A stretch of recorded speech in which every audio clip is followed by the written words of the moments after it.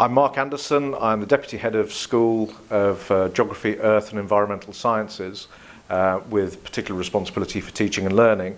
But at heart, I'm a structural geologist and I have particular passion for fieldwork and for making sure that students get the maximum benefit out of their time in the field with us.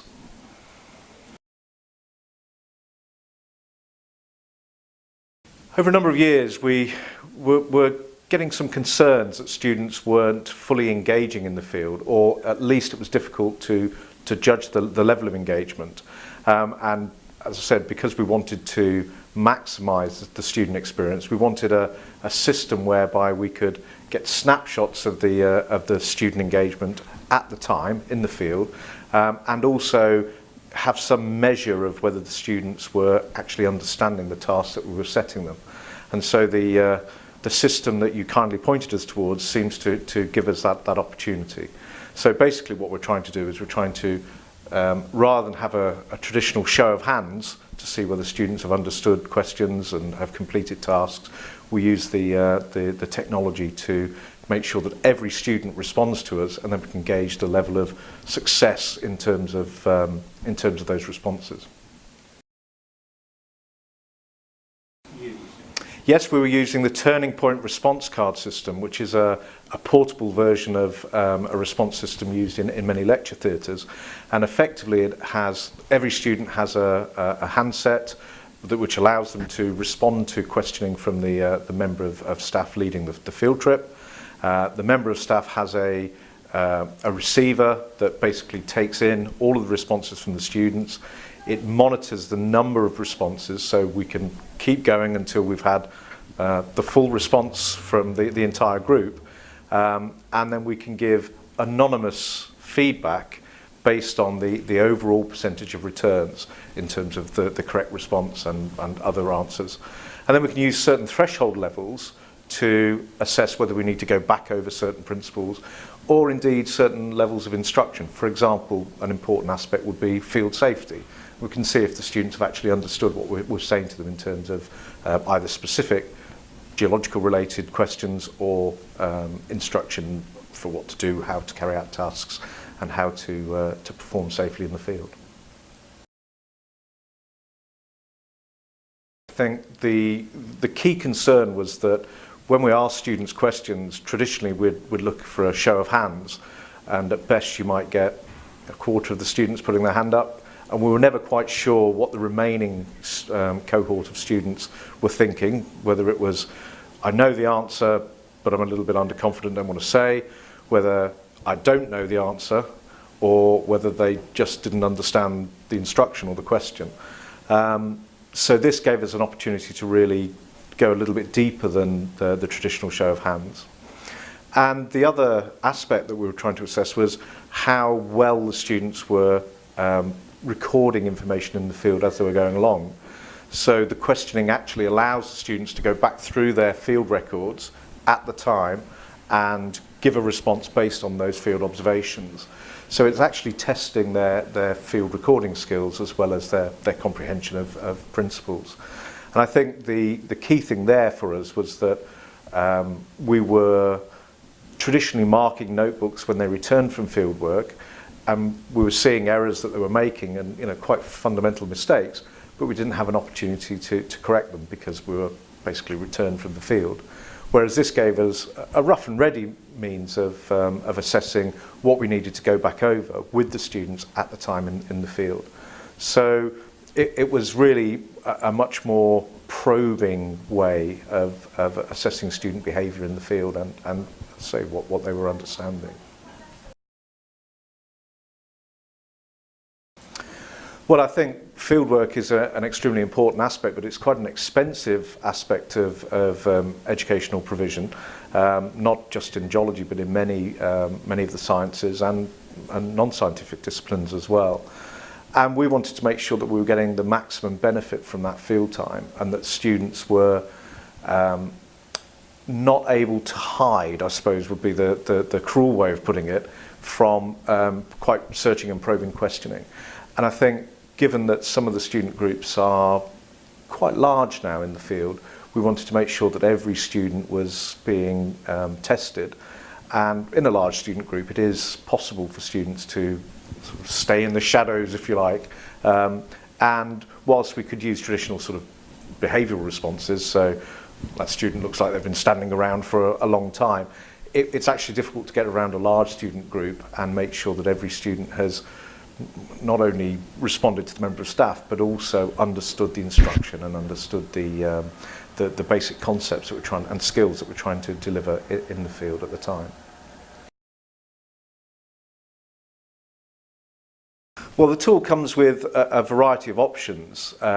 So we can use it purely anonymously. So we just gauge the overall responses, or we can assign a known response device to an individual student, so we can track individual student performance, and we can use that either for formative assessment or, as we have been doing, for summative assessment in some cases, so we can track individual responses to the overall level of questioning. And what we found was when we were doing it purely anonymously, students they thought it was rather gimmicky.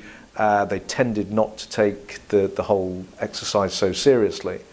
As soon as we used it with individual identifiers, they took it a lot more seriously.